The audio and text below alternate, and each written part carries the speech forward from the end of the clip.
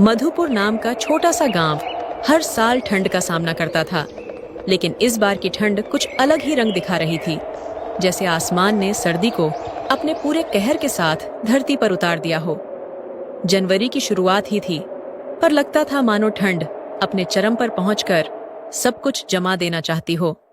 गांव के कच्चे पक्के घरों की छतें सुबह सुबह ओस नहीं बल्कि बर्फ जैसी सफेद परत से ढकी मिलती। पेड़ों की पतली शाखाएं ठंड से सिकुड़कर मानो अपनी ही सांस रोक बैठी हों। सूरज भी बादलों की मोटी चादरों के पीछे ऐसे छिपा था जैसे उसे भी इस सर्द माहौल से बचना हो। इसी सर्दी से जूझ रही एक ऐसी ही कहानी है बिरजू और उसके परिवार की। बिरजू अपनी छोटी बहन और बूढ़ी माँ के साथ गांव के किनारे बनी एक पुरानी टपकती हुई झोपड़ी में रहता था। इस बार की कठोर ठंड ने मानो उनके जीवन पर कहर बनकर दस्तक दी थी।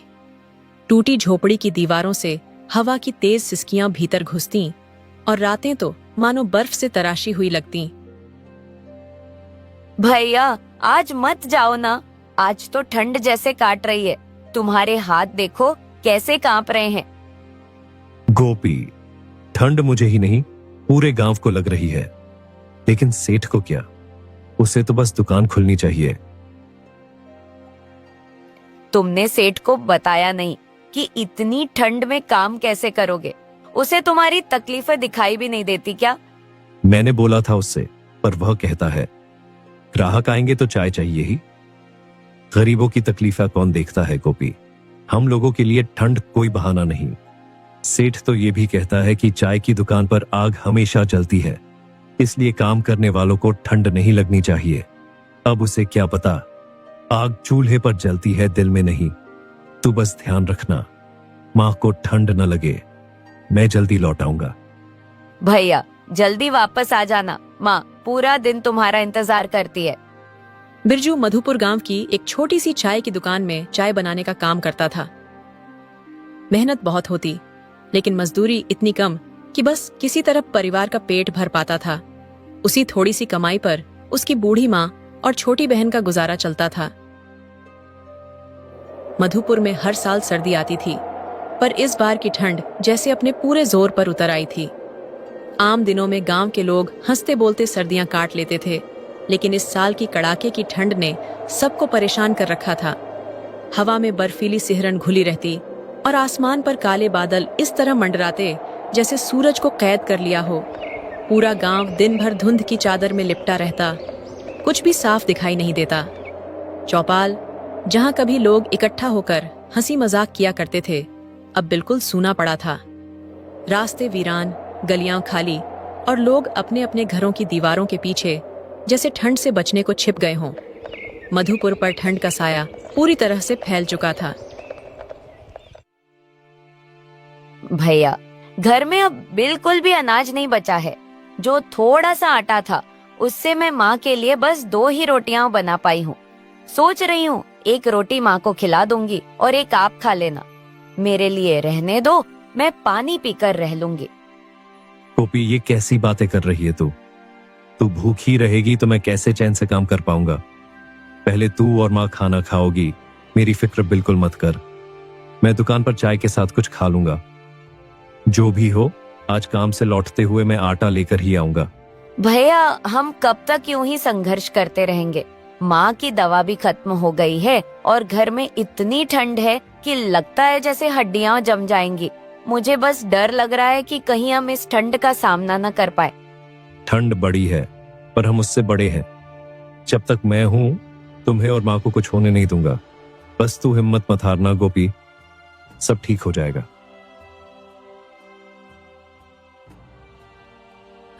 बिरजू घर से बाहर निकल रहा था, लेकिन बाहर जोड़ों की हवा चल रही थी और बर्फ के बड़े बड़े गोले गिर रहे थे। बिरजू के पास कोई भी स्वेटर नहीं था। हे राम, ये कैसी ठंड पड़ रही है, स्वेटर भी नहीं है और ऊपर से ये बर्फ की मार। पता नहीं आज दिन कैसे कटेगा, पर जाना तो पड़ेगा ही। घर में अनाज नहीं है। चल बिरजू, हिम्मत रख। फिर भी अपने आप को संभालता हुआ बिरजू सुबह 7 बजे ही दुकान के लिए निकल गया।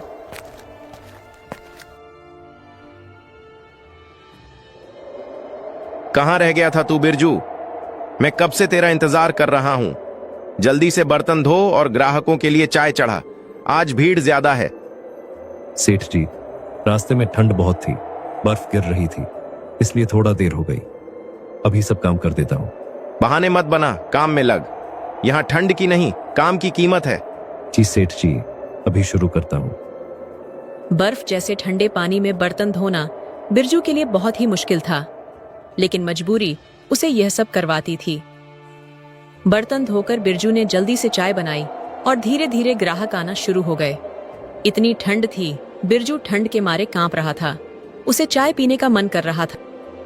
हाय राम, हाथ तो बिल्कुल सुन्न हो गए हैं। ये बर्फ जैसा ठंडा पानी और ऊपर से इतनी तेज हवा, कब तक सहूंगा मैं? थोड़ा सा चाय ही पी लेता हूं, शरीर में गर्मी आ जाएगी। क्या करूं, मजबूरी है, वरना तो यहां खड़ा भी नहीं रह पाऊंगा। बस एक घूंट ही सही, थोड़ी ताकत आ जाएगी। हाँ, उसने मलिक के हाथ में चाय की प्याली दी और खुद भी एक कप में चाय लेकर पीने लगा। बिरजू के हाथ में चाय के प्याले देख मलिक भड़क गया। अरे बिरजू, ये क्या देख रहा हूं मैं? तूने मेरी दुकान की चाय खुद पी ली? किसने कहा था तू चाय पिए? मालिक, गलती हो गई, बहुत ठंड थी, हाथ कांप रहे थे, बस थोड़ा सा पी लिया था ताकि काम ठीक से कर सकूं। आपका कोई नुकसान नहीं किया मैंने। तेरी आधी पगार काट लूंगा मैं। काम करने आया है या मस्ती करने? एक एक दाने को तरस रहा है घर, और यहां तू मालिक की चाय पी रहा है। ये हरकत दोबारा मत करना, समझा? आधी पगार मत काटिए मालिक, घर में वैसे ही कुछ नहीं है। माँ और गोपी भूखी है, आगे से ऐसी गलती नहीं होगी, बस इस बार माफ कर दीजिए।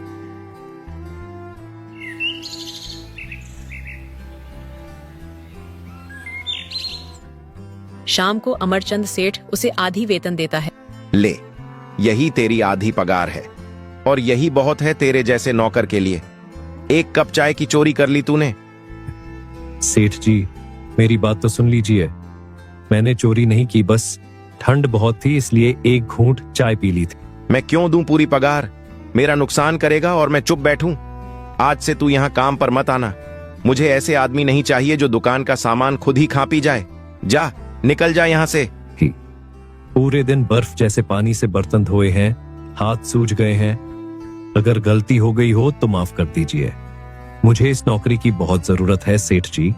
घर में माँ और बहन मेरा इंतजार कर रहे हैं, कृपा करके मुझे मत निकालिए।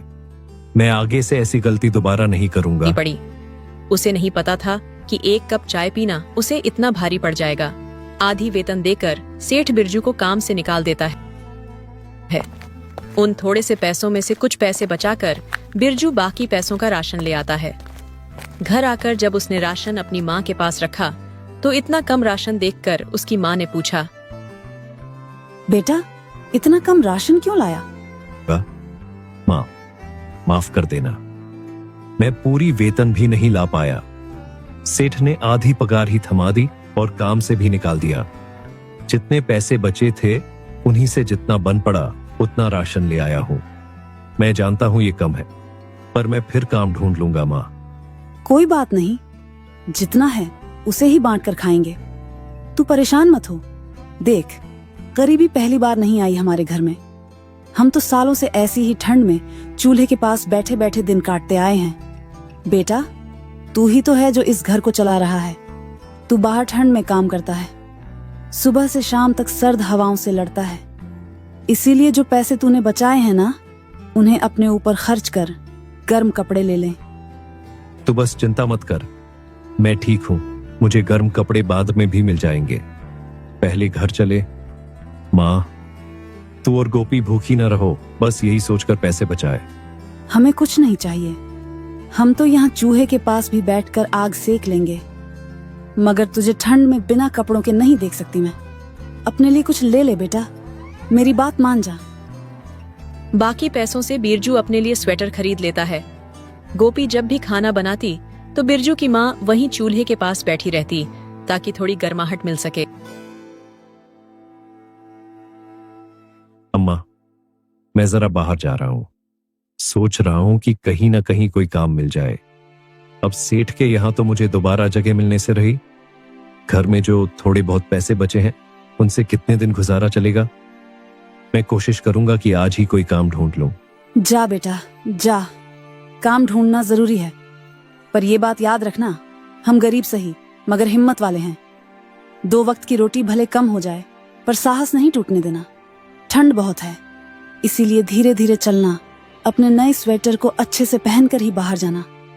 और चिंता मत कर, मैं चूल्हे की गर्माहट में ठीक हूँ। अब ज्यादा देर तक चूल्हे के पास मत बैठना, धुआं आपको तकलीफ देता है। घर की फिक्र छोड़कर बस अपने काम का ध्यान रखना। भगवान तेरी मेहनत जरूर रंग लाएगा बेटा। बिरजू बाहर चला जाता है। बाहर ठंडी ठंडी हवाएं चल रही थीं, लेकिन वह काम की तलाश में बस आगे बढ़ा जा रहा था।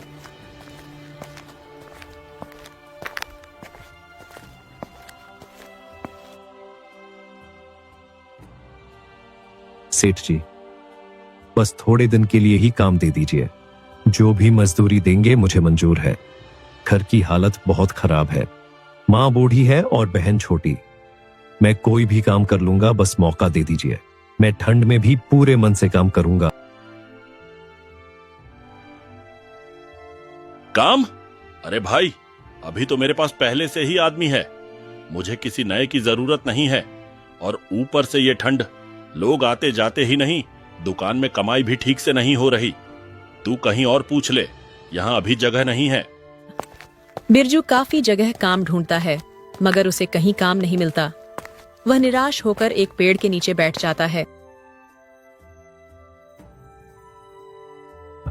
हे भगवान, आज भी कहीं काम नहीं मिला। कितनी ठंड है, हाथ सुन्न हो गए हैं और पेट भी खाली है।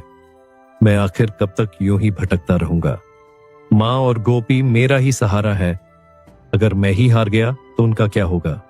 शायद मेहनत ही मेरी किस्मत है, लेकिन लगता है किस्मत भी आजकल मुझसे नाराज है। चल बिरजू, हिम्मत मत हार, थोड़ा और चलकर देखते हैं, शायद कहीं कोई काम मिल ही जाए।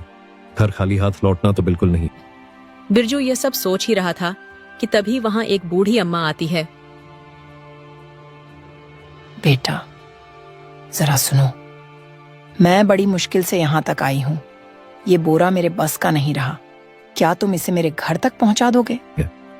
अम्मा, आप चिंता मत करो, मैं ले चलता हूँ आपका बोरा। मैं अकेली हूँ, मेरा कोई नहीं। अगर तुम मदद कर दोगे तो भगवान तुम्हारा भला करेगा बेटा। ठंड तो बहुत है, पर आप अकेली इस बोझ को उठा रही हैं, ये देखकर मन नहीं मान रहा। मैं साथ चलता हूँ, जहां आपका घर है वहां पहुंचा दूंगा।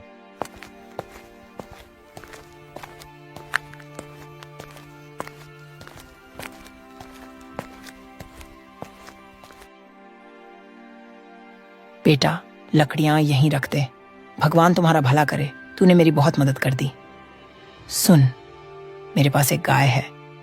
इस बुढ़ापे में अब मैं उसकी ठीक से देखभाल नहीं कर पाती। रोज रोज उसके लिए चारा लाना और उसे संभालना मेरे बस की बात नहीं रही। अम्मा, आप कैसी बातें कर रही हैं? मैं आपकी गाय कैसे ले सकता हूं? ये तो आपके परिवार जैसी है। मैं तो बस लकड़ियां उठाकर लाया, इसमें इतना बड़ा तोहफा देने की क्या जरूरत है? बेटा तुम इसे अपने साथ ले जाओ, मन मत करो। मैं जोर डाल रही हूँ, ये तुम्हारे काम आएगी और मैं जानती हूँ तुम अच्छे दिल के हो। इसे अपने घर ले जाओ बेटा, मुझे सुकून मिलेगा कि मेरी गाय अच्छे हाथों में है। लेकिन अगर आप सच में इसे संभाल नहीं पा रही और आपको लगता है कि मैं इसका ध्यान रख पाऊंगा, तो ठीक है अम्मा, जैसे आप कहें। मैं इसे ले जाऊंगा, पर सिर्फ इसलिए कि आप कह रही हैं और आपका मन भारी न रहे। इतना कहकर बिरजू रामप्यारी को लेकर अपने घर आ जाता है।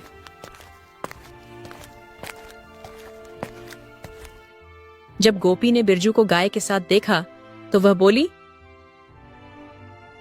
अरे भैया, ये गाय कहाँ से ले आया? हमारा घर तो वैसे ही छोटा है और ऊपर से इसे कैसे संभालेंगे? और इसकी देखभाल का खर्चा? भैया ये सब कैसे होगा? ये गाय बुद्धि अम्मा ने अपनी खुशी से दी है। उन्होंने कहा कि वो इसे संभाल नहीं पा रही। बोले, मैं इसे ले जाऊं तो हमारा भी भला होगा और उनका भी। इस गाय का नाम रामप्यारी है। इसके होने से घर में दूध होगा, माँ को भी ताकत मिलेगी और शायद ऊपर वाला भी हमारी किस्मत खोल दे। तू बस इतना समझ कि ये हमारे लिए भगवान का भेजा हुआ सहारा है। बिरजू जंगल जाता है और ढेर सारी हरी घास राम प्यारी के लिए काट कर लाता है और राम प्यारी को खिला देता है। कुछ देर बाद राम प्यारी ढेर सारा दूध देती है। भैया, इतना सारा दूध, आज तो लगता है हम सब पेट भर कर खाएंगे। माँ भी महीनों बाद अच्छी नींद सो पाएंगी। सच कहूँ तो आज पहली बार लग रहा है कि हमारी किस्मत हम पर मुस्कुरा दी है। भैया, राम प्यारी तो हमारे घर की लक्ष्मी निकल गई। हाँ गोपी, आज वाकई दिल को बड़ा सुकून मिला है। देख, राम प्यारी ने घर में रौनक ला दी। माँ के लिए दवा आएगी, तेरे लिए भी दूध बचेगा और अब कोई भूखा नहीं सोएगा। बस हमने मेहनत नहीं छोड़ी और भगवान ने हमारा साथ दे दिया। किस तरह बिरजू का परिवार राम प्यारी के दूध से अपना पेट भरता है और सो जाता है।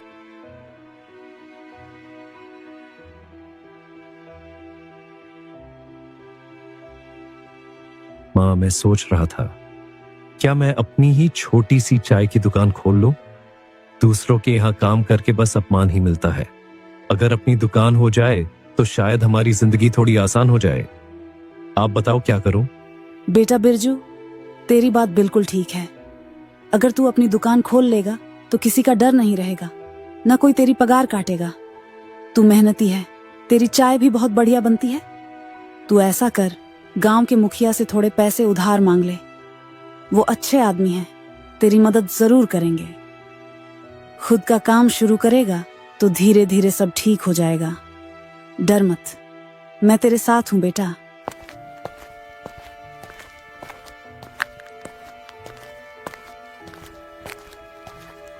अरे बिरजू बेटा, इस ठंड में यहाँ कैसे आ गया? बोलो, क्या बात है? नमस्ते मुखिया जी, मैं मदद मांगने आया हूँ। मैं अपनी एक छोटी सी चाय की दुकान खोलना चाहता हूँ, लेकिन मेरे पास पैसे नहीं है। आप अगर थोड़ा सा उधार दे दें तो मैं मेहनत करके धीरे धीरे चुका दूंगा। ये ठंड में मेरी माँ और बहन बहुत परेशान हैं। अगर दुकान खुल जाएगी तो हमारा घर भी चल जाएगा। क्या तुम अपनी चाय की दुकान खोलना चाहते हो? बहुत बढ़िया सोच है बेटा। मेहनत करने वालों की हमेशा राह बनती है। जितने पैसे तुम्हें चाहिए मैं दे देता हूँ। ये मेरी तरफ से तुम्हारे भविष्य के लिए मदद है। जाओ, दुकान अच्छे से चलाना और गांव का नाम रोशन करना। मैं आपका एहसान कभी नहीं भूलूंगा मुखिया जी। बिरजू मुखिया से पैसे लेता है और अपनी छोटी सी चाय की दुकान खोल लेता है। चाय बनते हैं उसकी खुशबू चारों तरफ फैल जाती है और लोग उसकी दुकान पर आकर चाय पीते हैं। वहीं से थोड़ी दूर पर अमरचंद की भी चाय की दुकान थी। बिरजू की दुकान अच्छी खासी चलते हुए देखकर उसे बहुत जलन होती है और वह मन ही मन सोचता है, ये छोटा सा बिरजू मेरे सामने दुकान खोलकर क्या मेरा मुकाबला करेगा? 2 दिन चाय बेचकर क्या बड़ा व्यापारी बन जाएगा? कल तक मेरे यहाँ काम करता था और आज देखो, लोग उसी की चाय की तारीफ कर रहे हैं। अगर ऐसे ही चलता रहा तो मेरी दुकान पर कौन आएगा? कुछ ना कुछ करना पड़ेगा। इस लड़के को इतना ऊपर नहीं जाने दूंगा। मेरे सामने चमकने की कोशिश करेगा तो अच्छा नहीं होगा। अब बिरजू की दुकान काफी अच्छी चलने लगी थी। बिरजू की चाय इतने स्वादिष्ट होती थी कि अमरचंद के ग्राहक भी बिरजू की दुकान पर आकर चाय पीते थे। इससे अमरचंद की कमाई कम हो गई थी। तो अब ये बिरजू मेरी दुकान के सामने अपनी दुकान चमका रहा है। कल तक आधी पगार लेकर दर दर भटक रहा था और आज मेरे ग्राहक भी छीन रहा है। ये लोग भी ना, जरा सी नई चाय क्या मिल गई, मेरी दुकान का मुंह ही भूल गए। देख लेना, ज्यादा दिन नहीं टिकेगा ये। 1-2 दिन की चमक दमक सबकी दुकान दिखा देती है। असली चाय तो मेरी है और असली दुकान भी मेरी ही चलेगी। ये बिरजू क्या चीज है? मुझे चैलेंज कर रहा है लगता है, लेकिन मैं भी अमरचंद हूँ। जितनी जल्दी ऊपर गया है उतनी जल्दी नीचे भी आएगा। अमरचंद कुछ गुंडों को जानता था। सुनो, एक काम है तुम लोगों के लिए। उस बिरजू ने नई दुकान खोल ली है और मेरे सारे ग्राहक उधर जा रहे हैं। इससे पहले कि मेरी दुकान बंद हो जाए, तुम जाकर उसकी दुकान ही बंद करवा दो। पैसे अभी भेजता हूं। काम साफ सुथरा होना चाहिए, समझे? बिरजू को इतना डरा देना कि दोबारा दुकान खोलने की हिम्मत ही ना बचे। अरे ओ सुन, यही है ना तू बिरजू? देख, हमें नाम मत पूछना और ये भी मत पूछना किसने भेजा है। बस सीधी बात, आज से तेरी ये दुकान बंद रहेगी। भाई साहब, मैंने आपका क्या बिगाड़ा है? ये दुकान ही तो मेरे घर का सहारा है। माँ बहन भूखे मर जाएंगी अगर इसे बंद कर दूं। ज्यादा होशियारी दिखाएगा ना तो तेरी हड्डियां तोड़कर यहीं बर्फ में गाड़ देंगे। समझ में आया? शांति से बोरी बांध और निकल यहां से, वरना अंजाम बहुत बुरा होगा। वह गुंडे बिरजू को वहां से धमकाकर चले जाते हैं। अगले दिन बिरजू फिर से अपनी दुकान खोलता है। बिरजू की दुकान फिर से वहीं पर खुला देख अमरचंद को बहुत ज्यादा गुस्सा आता है और फिर से उन गुंडों को बुलाता है। तुम लोग किस काम के हो रहे? मैंने तुमसे साफ कहा था कि उस बिरजू की दुकान हमेशा के लिए बंद होनी चाहिए, लेकिन अगले ही दिन वह फिर से दुकान खोलकर बैठ गया। ये क्या मजाक है? जाओ, इस बार ढंग से काम करो, उसकी दुकान तोड़ दो, उसे डराकर भगा दो, समझे? इस बार कोई डील मत देना, वरना तुम सबको मैं छोड़ने वाला नहीं हूं। ठीक है सेठ जी, अब की बार गलती नहीं होगी। आप टेंशन मत लो, हम उसका हिसाब पूरा कर देंगे। वह कल जैसे वापस नहीं उठेगा, दुकान खोलने की हिम्मत भी नहीं करेगा। आप बस देखना, इस बार काम पूरा होगा और ढंग से होगा। वह गुंडे एक बार फिर से बिरजू के पास आते हैं। ओ बिरजू, फिर से दुकान खोल ली तूने? लगता है कल की बात तेरे दिमाग में चढ़ी ही नहीं। हमने तो कहा था कि यहां दुकान मत खोल, फजूल में हीरो मत बन, वरना इस बार सीधा उठाकर फेंक देंगे। समझ आया कि दोबारा समझाएं? बिरजू उस वक्त चाय बना रहा था।